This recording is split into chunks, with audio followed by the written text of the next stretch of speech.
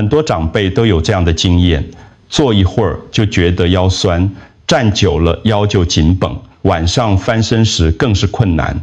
有人会说，老了嘛，这是正常的。可是真的是这样吗？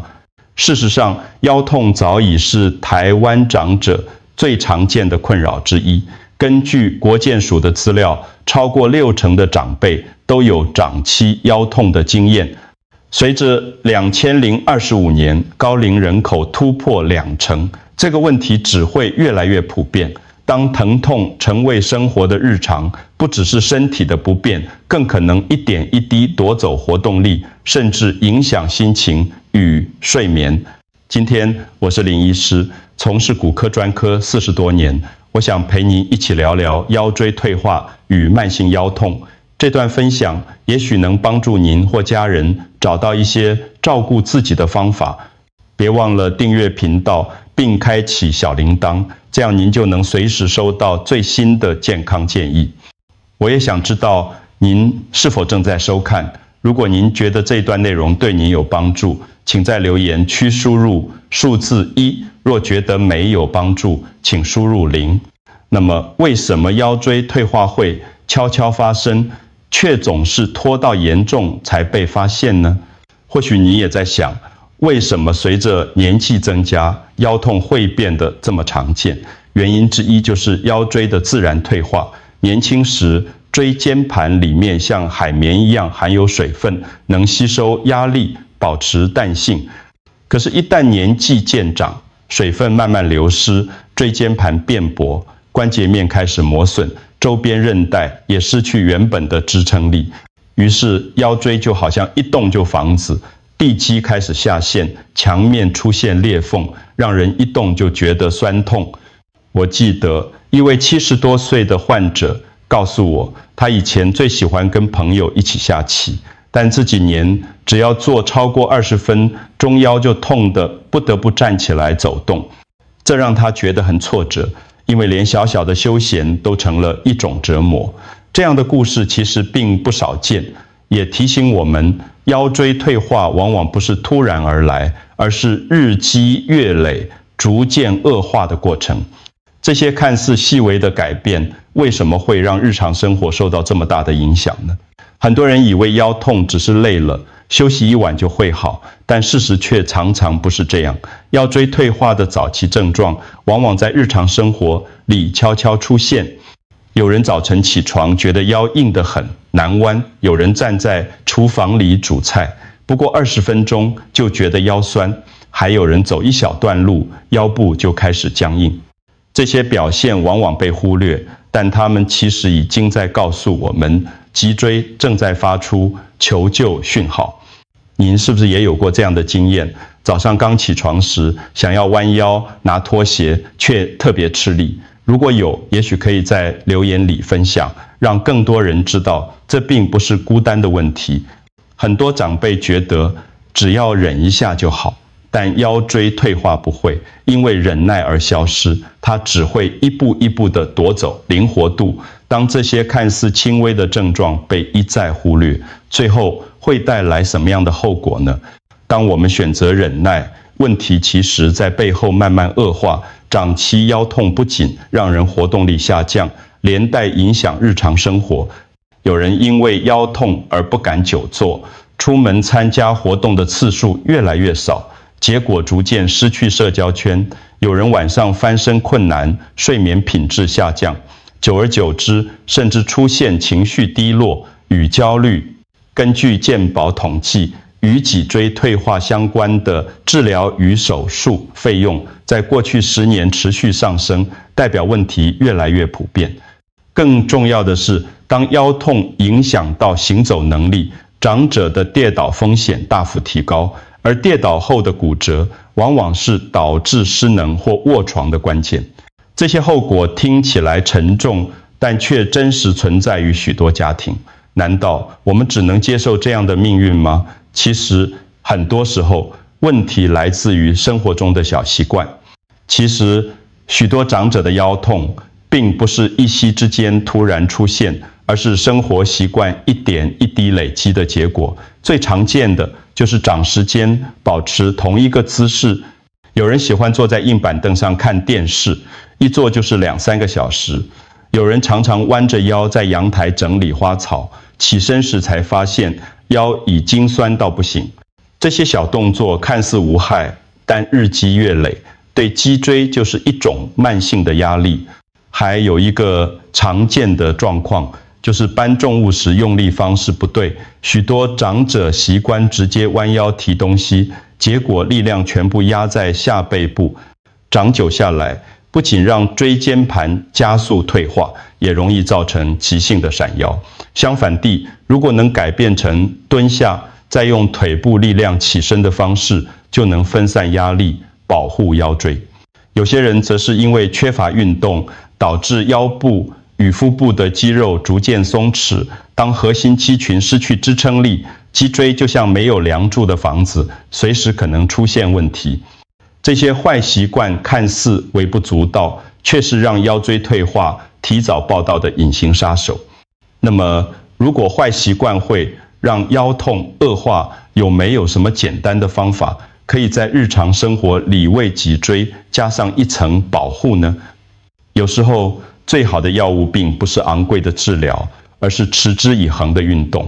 适度的活动能让肌肉保持弹性，增加血液循环，让脊椎获得更好的支持。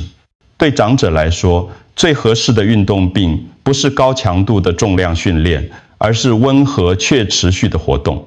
像是每天散步30分钟，在公园练太极拳，或者到游泳池里做些水中运动，都是对脊椎非常友善的选择。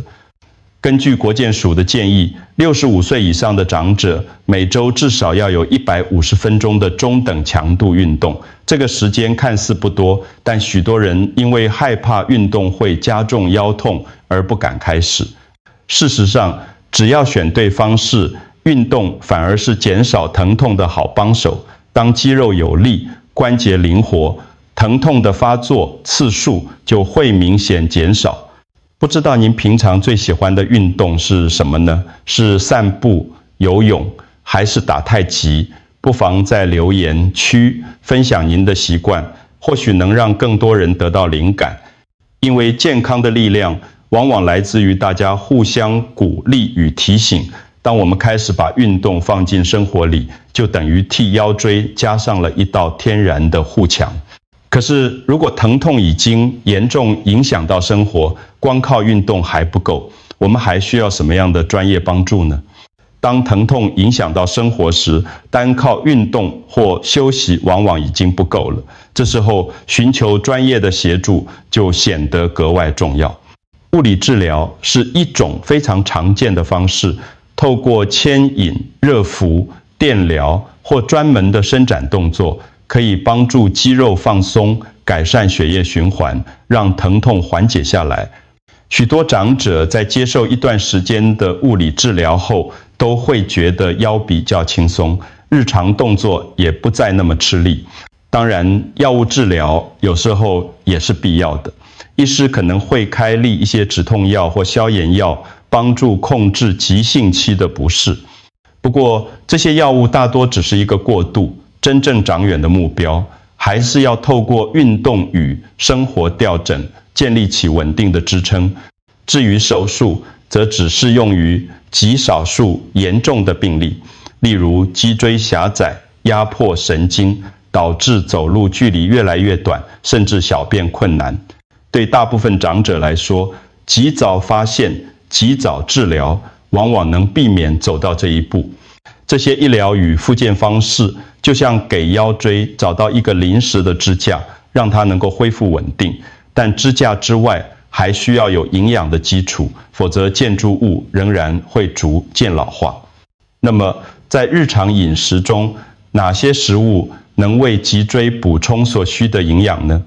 除了运动与治疗，餐桌同样是守护腰椎的重要场所。骨骼与脊椎需要稳定的结构，而这离不开足够的营养支持。首先是蛋白质，因为肌肉的力量来自于蛋白质，当肌肉够强壮，才能替脊椎分担压力。鱼类、豆制品、鸡蛋都是长者容易取得且消化良好的来源。其次是钙与维生素 D， 钙是骨骼的主材料，而维生素 D 则帮助钙被吸收。对于长期在室内活动的长者来说，缺乏日晒往往造成维生素 D 不足，进而让骨质变得脆弱。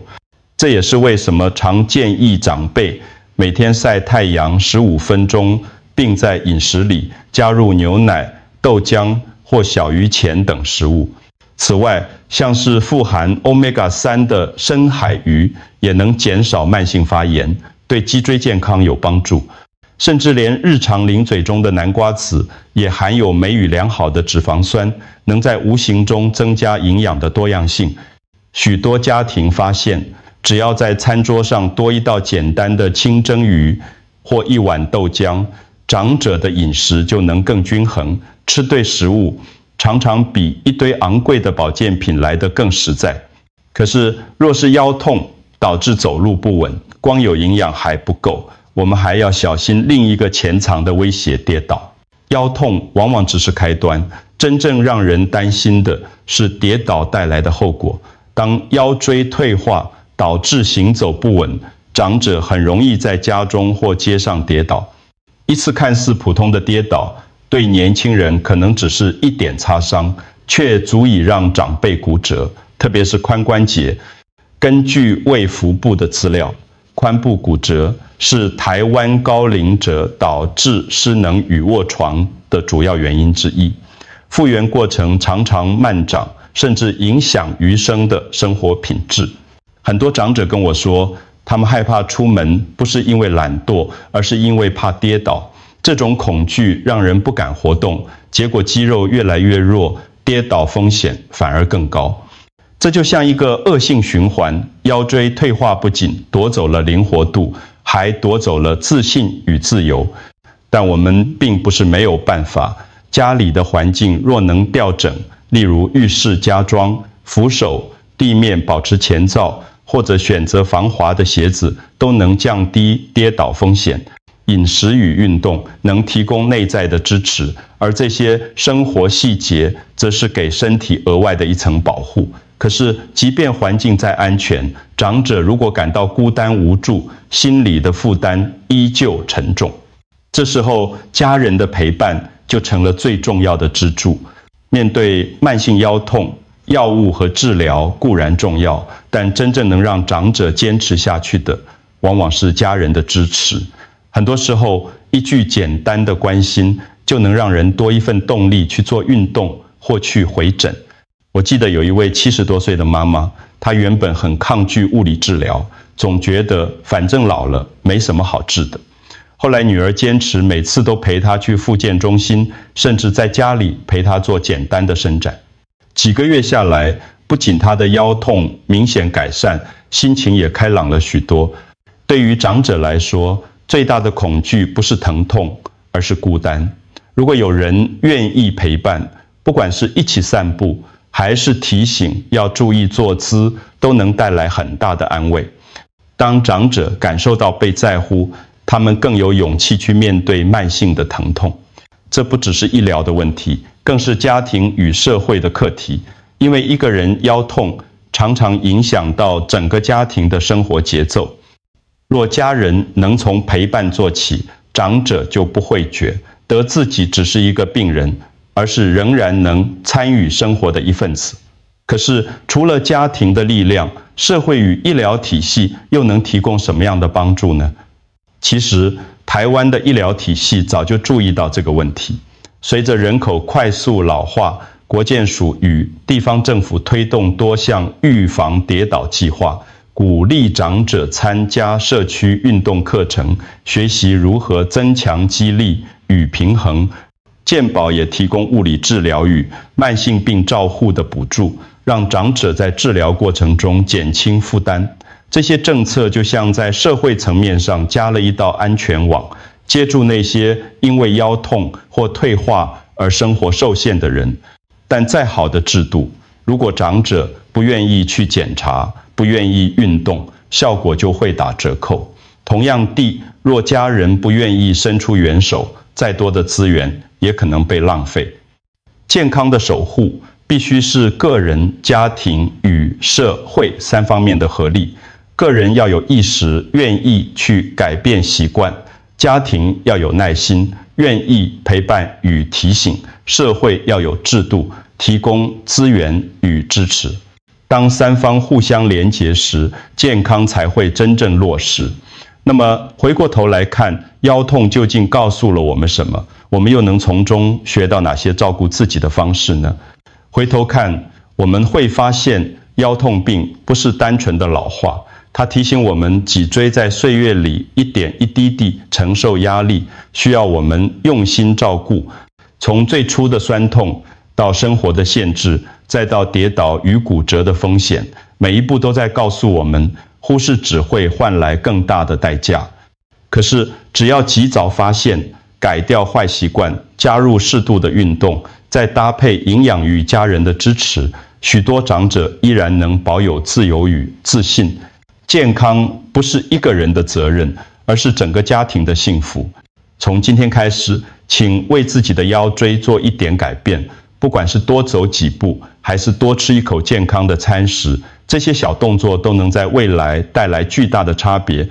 别忘了订阅频道并开启小铃铛，这样您就能随时收到最新的健康建议。我也期待您在留言区打上健康，让我知道您愿意和我一起守护腰椎。提醒您，本影片仅供健康参考，不能取代专业医师的诊断与治疗。祝福您和家人都能平安喜乐，让生活因为健康而更加自在。